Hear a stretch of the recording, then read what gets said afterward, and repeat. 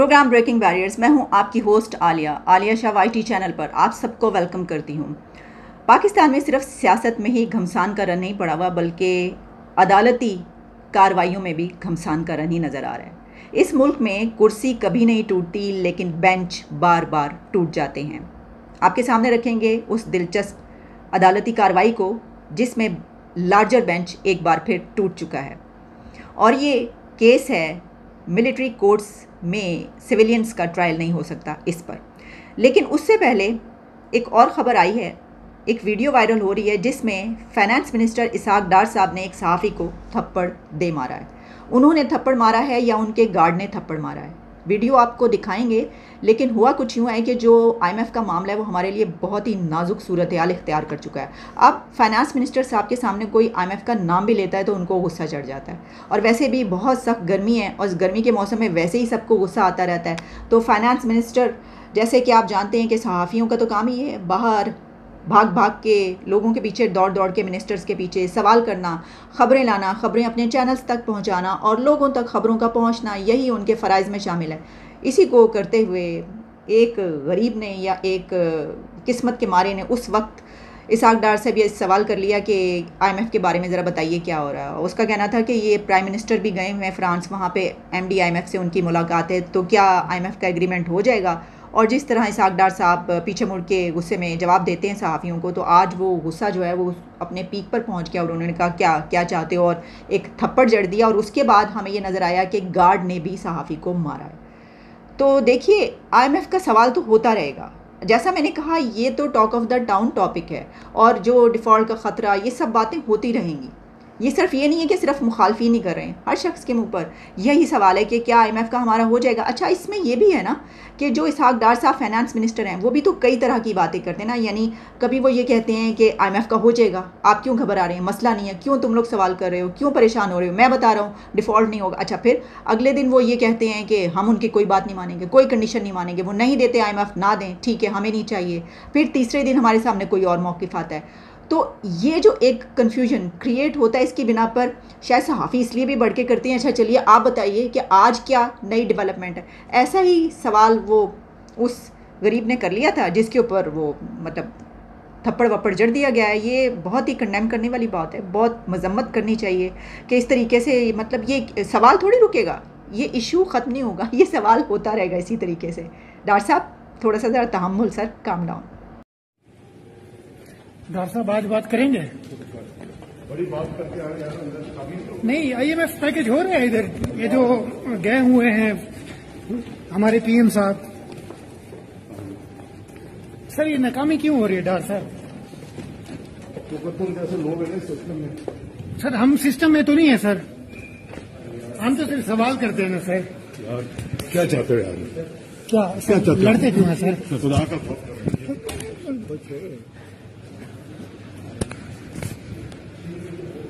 के साथ एक और वीडियो भी वायरल हो रही है हमारे प्राइम मिनिस्टर की।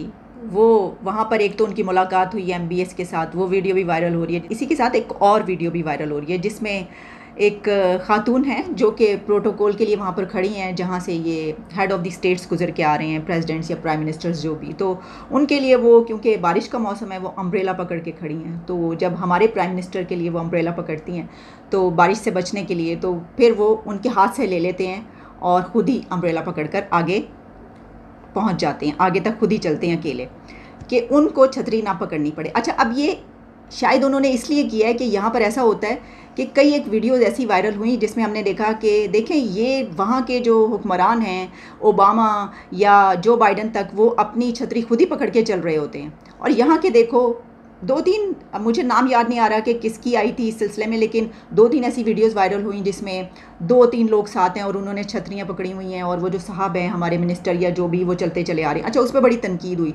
तो मुझे लगता है कि ये शहबाज शरीफ साहब कुछ उसके तासुर को ज़ाइल करने के लिए उन्होंने ये किया। उन्होंने कहा कि देखो मैं करके दिखाऊँगा कि मैं प्राइम मिनिस्टर हूँ, लेकिन मैं छतरी खुद पकड़ के चल रहा हूँ।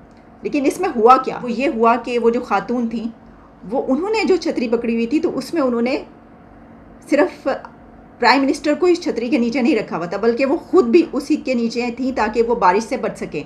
और मेरा ख्याल है कि वहाँ पर ये जो एक प्रोटोकॉल के लिए एक काफ़ी टॉल वुमेन उन्होंने रखी, वो भी शायद इसीलिए रखी कि कोई भी आए तो उसके साथ वो खुद भी बारिश से बच सके। तो शहबाज शरीफ साहब ने जब छतरी पकड़ ली और अकेले आगे चलते गए तो वो खातून जो थी वो बारिश में भीगती रही। तो इसके ऊपर बात हो रही है। चलें बढ़ते हैं। एक अजीब सी खबर आई कि जिसमें ये पता चला कि उमर सरफराज चीमा, फॉर्मर गवर्नर पंजाब, इमरान खान के बड़े करीबी दोस्त और फाउंडर मेंबर ऑफ पीटीआई, वो उनको जब अदालत में लाया गया, इंसदाद दहशतगर्दी की अदालत में आज पेशी के लिए, तो अदालत के बाहर उनकी बेगम साहिबा उनसे मुलाकात करने के लिए आईं और उनकी बेगम को अदालत के बाहर से गिरफ़्तार कर लिया गया। अब ये नहीं पता चल सका कि उनको गिरफ़्तार क्यों किया गया, क्योंकि अगर तो उनके ऊपर कोई इल्ज़ाम था, वो जो 9 मई के वाक़यात हैं उसी तरह का अगर उनके ऊपर भी था तो उनको पहले गिरफ़्तारी हो जानी चाहिए थी, या फिर ये कि जियो फेंसिंग के थ्रू जो ढूंढ के किया जा रहा है तो तब भी। जनाब बढ़ते हैं उस खबर की तरफ। लार्जर बेंच भी टूट गया। सरदार लतीफ़ खोसा और एतजाज़ अहसन साहब की तरफ से केस फाइल किया गया, और ना सिर्फ केस उन्होंने दायर किया बल्कि मुलाकात भी की, मीटिंग भी की है उन दोनों ने chief justice of Pakistan justice Umar Ata Bandial के साथ। और ये केस है कि मिलिट्री कोर्ट्स में सिविलियंस को ट्रायल नहीं किया जा सकता। ख़ास तौर पर आप जानते हैं कि 9 मई के वाक़यात के जो मुल्ज़िमान हैं उनका ट्रायल की बात की जा रही है, लेकिन ये तो ख़बर हम आपको पहले भी बता चुके हैं कि उन मुल्ज़िमान में से जिनको इसके लिए चुना गया है कि इनका क्योंकि सज़ा जो है इनको इस तरीके से मिलनी चाहिए, तो मिलिट्री कोर्ट में ट्रायल स्टार्ट भी हो चुका है। लेकिन इमरान खान के ट्रायल के लिए जो बात की जा रही है कि उनका ट्रायल मिलिट्री कोर्ट में नहीं हो सकता, सिविलियन का ट्रायल मिलिट्री कोर्ट में नहीं हो सकता। अब इसके लिए चीफ जस्टिस ऑफ पाकिस्तान ने एक लार्जर बेंच बनाया, लेकिन उन्होंने एक चौका लगाया या चौका लगाने की कोशिश की, और वो ये था कि जो बेंच उन्होंने बनाया उसमें 9 रुकनी बेंच था, उसमें उन्होंने मुस्तकबिल के चीफ जस्टिस काजी फ़ाइज़ ईसा का नाम भी शामिल कर लिया। अब काजी फ़ाइज़ ईसा के नोटिफिकेशन जारी हो चुका है। 17 सितंबर के बाद पाकिस्तान के चीफ जस्टिस वही होंगे, जस्टिस काजी फ़ाइज़ ईसा। और आप जानते हैं कि जो कन्फ्रंटेशन और कॉन्फ्लिक्ट है जजेस के बीच भी, उस पर भी काफ़ी खबरें आती रही जो हम आप तक पहुंचाते रहे हैं। वो तो आपको पता ही है ना, वो तो बातें जो हैं वो मारकुटाई तक भी आ चुकी हैं। अच्छा, अब हुआ ये कि जो लार्जर बेंच की आज कार्रवाई शुरू हुई तो चीफ जस्टिस के चौके पर क्या जस्टिस काजी फ़ाइज़ ईसा ने एक सिक्सर मार दिया है, एक छक्का खेल लिया है। इसको ऐसे लिया जाएगा या कैसे लिया जाएगा? इसकी वजह यह है कि जस्टिस काजी फ़ाइज़ ईसा को जब उन्होंने शामिल किया इस बेंच में, लार्जर बेंच में, तो कल से ये चैमेंगोइयाँ हो रही थी, ओहो ये उन्होंने इसलिए शामिल किया है क्योंकि मिलिट्री कोर्ट्स में सिविलियंस का ट्रायल नहीं हो सकता। इस पर कुछ जजेस ऐसे हैं जैसे कि जस्टिस अतर मिनल्ला और जस्टिस काजी फ़ाइज़ ईसा, जिनका एक स्ट्रॉन्ग स्टैंड है कि वो इसको सेकंड करते हैं कि हाँ मिलिट्री कोर्ट में सिविलियंस का ट्रायल नहीं हो सकता, इसके बड़े ख़िलाफ़ हैं। और जस्टिस काजी फ़ाइज़ ईसा से कोई ये सोच ही नहीं सकता उनके मुतालिक कि वो इसके ख़िलाफ़ फ़ैसला देंगे। तो जब उनको शामिल किया गया तो आप जानते हैं जबकि धड़ेबंदी भी है, तो ये कहा गया कि भाई ये तो जो है ना वो चौका मार दिया चीफ जस्टिस ने। इसकी वजह उन्होंने इसको शामिल किया है ताकि जो फ़ैसला हो उसमें उन जजेस का भी फ़ैसला साथ में शामिल हो, और अगर वो कोई ऐसा फ़ैसला नहीं करते, इसके ख़िलाफ़ करते हैं और कहते हैं हाँ ठीक है इमरान खान का ट्रायल होना चाहिए मिलिट्री कोर्ट में, तो फिर तो इनके ऊपर जो बैकलैश आएगा और लोग पूछेंगे कि आप तो सिविल लिबर्टीज़ और सिविल सुप्रीमेसी के एक बहुत बड़े अलंबरदार बनते हैं, तो ये क्या हो गया, आपने तो इसके ख़िलाफ़ फ़ैसला दे दिया। लेकिन जस्टिस काजी फ़ाइज़ ईसा ने रात भर में सोच लिया था कि करना क्या था, और आज हुआ ये है कि जब इसकी कार्रवाई शुरू हुई तो जस्टिस काजी फ़ाइज़ ईसा और उनके साथ जस्टिस तारिक मसूद, इन्होंने ये कहा कि वो इस बेंच का हिस्सा नहीं बनना चाहते, वो इससे अपने आप को अलहदा कर रहे हैं, जिसके लिए 2 प्ली उन्होंने पेश की हैं। 2 बातें जो की, वैसे तो बहुत सारी बातें हुई वो भी आपके सामने रखते हैं, लेकिन जस्टिस काजी फ़ाइज़ ईसा की तरफ से कहा गया कि उनसे पूछे बगैर उनका नाम इसमें शामिल किया गया, और इसका एक तरीक़ाकार होता है, एक कार्रवाई होती है जिसमें आप लेटर या जो भी इसका एक प्रोसीजर होता है उसके तहत बताते हैं कि लार्जर बेंच का हिस्सा आपको बनाया जा रहा है, आपका नाम इसमें शामिल किया जा रहा है, और क्या पूछा भी जाता है कि क्या इसके लिए तैयार हैं या नहीं है। लेकिन जस्टिस काजी फ़ाइज़ ईसा ने यह कहा कि उनसे पूछे बिना उनको इसमें शामिल किया गया। अचानक से रात को उनको ये पता चला कि लार्जर बेंच में उनका नाम भी शामिल है, तो वो इसमें शामिल नहीं होना चाहते। लेकिन इसी के साथ उन्होंने जो और बातें की उसमें एक बात ये भी थी कि इससे पहले तो सिविलियंस के कोर्ट में ट्रायल होते रहे, उस वक्त क्यों नहीं बोले आप लोग, उस वक्त किसी ने ये वाली बात क्यों नहीं की, उस वक्त ये वाली पटिशन क्यों नहीं दायर हुई, और उस वक्त अगर ऐसा हुआ कि सिविलियंस के ट्रायल हुए तो अब ये बात उठाई जा रही है या अब ये मुद्दा उठाया गया और इसको लाया गया। अच्छा, इस पर फिर एतजाज़ एहसन साहब ने उनकी बड़ी मिन्नत समाजत की। उन्होंने कहा ये घर का मामला है, आप घर के लिए इसमें शामिल हो जाइए, आप इस वक्त ऐसा ना कीजिए, आप घर के लिए तो ऐसा कर सकते हैं। मैं आपको एग्जैक्टली वो वर्ड्स बताती हूँ जो एतजाज़ एहसन ने जस्टिस काजी फ़ाइज़ ईसा के सामने रिक्वेस्ट करते हुए उनको कहे। आज जब हेयरिंग का आगाज़ हुआ तो जस्टिस काजी फ़ाइज़ ईसा ने कहा कि मैंने कुछ कहना है, अटर्नी जनरल रोस्टम पर आए। काजी फ़ाइज़ ईसा का कहना था कि चैमगोइयों से बचने के लिए इस बात का कायल हूँ कि सारी बात खुली अदालत में होनी चाहिए। अब तो नोट भी वेबसाइट से बनाए जाते हैं, इसलिए अपना जवाब यहीं पढ़ रहा हूँ। मैंने चीफ जस्टिस को लिखा कि नोट अपने तमाम कोलीग्स को भी भेजा। मैंने नोट में कहा कि मेरे साथियों ने कानून मुअत्तल करके मुझे अजीब कशमकश में डाल दिया था कि मुझे दरख्वास्त कि मैं इसमें शामिल हूँ रात गए मौसूल हुई। इसमें चेयरमैन पीटीआई की भी दरख्वास्त थी। आज कॉज लिस्ट में आखिर में आने वाली दरख्वास्त सबसे पहले मुकर्रर कर दी गई।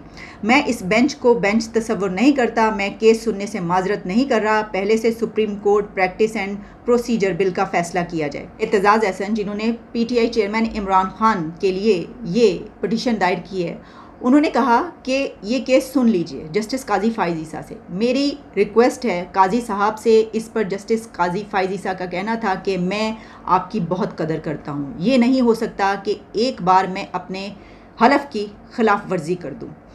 एतजाज़ एहसन ने कहा कि घर के तहफ़्फ़ुज़ के लिए केस सुन लीजिए। आप सुप्रीम कोर्ट में मिल बैठकर फ़ैसला करने के पाबंद हैं। आप मेरे छोटे भाई हैं। अगर मैं इत्तफ़ाक़ भी करूं तो कहूँगा कि आप बेंच में बैठ जाएं। जस्टिस काजी फ़ाइज़ ईसा ने कहा कि आप बड़े कानूनदान हैं और सीनियर हैं। आप कहते हैं मैं इस बार अपना हलफ तोड़ दूं। एतजाज़ एहसन ने कहा कि आपका मौक़िफ़ दुरुस्त है, लेकिन ये एक घर की मानिंद है। ये एक घर की मानिंद है। जस्टिस काजी फ़ाइज़ ईसा का कहना था कि एतजाज़ एहसन साहब, ये घर नहीं सुप्रीम कोर्ट है। मैं आइन और कानून के साए में बैठकर फ़ैसले करता हूँ। मैं बेंच से उठ नहीं रहा। ये अदालत ही नहीं, जब तक प्रैक्टिस एंड प्रोसीजर एक्ट पर फैसला नहीं होता तब तक हर बेंच गैर कानूनी है। आइन और कानून के तहत फैसले करने का हलफ उठाया है मैंने। इस मौके पर चीफ जस्टिस ने कहा कि एतजाज़ साहब ऐसा ना करें, अदालत के डेकोरम का ख्याल करें। हमारे लिए तमाम फाजिल जज साहिबान की इज़्ज़त और एहतराम है। हमने जो किया आइन के मुताबिक किया है। चाहते हैं फ़ैसले हक़ और इंसाफ के मुताबिक हों, चाहते हैं फ़ैसले मखलूक खुदा की खातिर हों।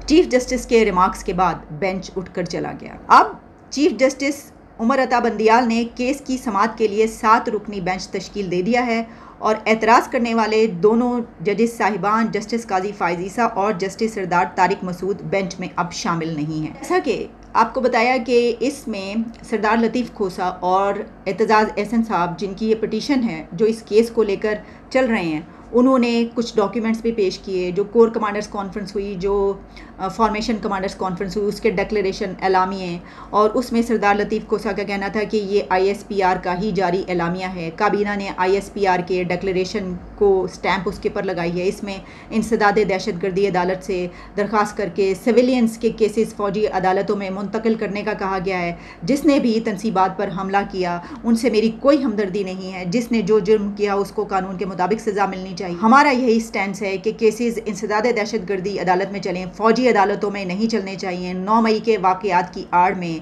9-10 हज़ार अफराद को गिरफ्तार किया गया है। जस्टिस मंसूर ने सवाल किया कि सिविलियंस के केस फ़ौजी अदालतों में मुंतकली कर दी गई दरख्वास्त दिखा दें। जस्टिस याहिया अफरीदी ने कहा कि कितने लोगों के नाम कोर्ट मार्शल के लिए भेजे गए हैं, कोई कानून या ठोस बात बताएं, किस बुनियाद पर सजाएं हो रही हैं। जस्टिस आयशा मलिक ने कहा आर्मी एक्ट अगर सिविलियंस पर नहीं लग सकता तो ATC के मुकदमात फ़ौजी अदालत में कैसे शिफ्ट किए जा सकते हैं या कर दिए गए।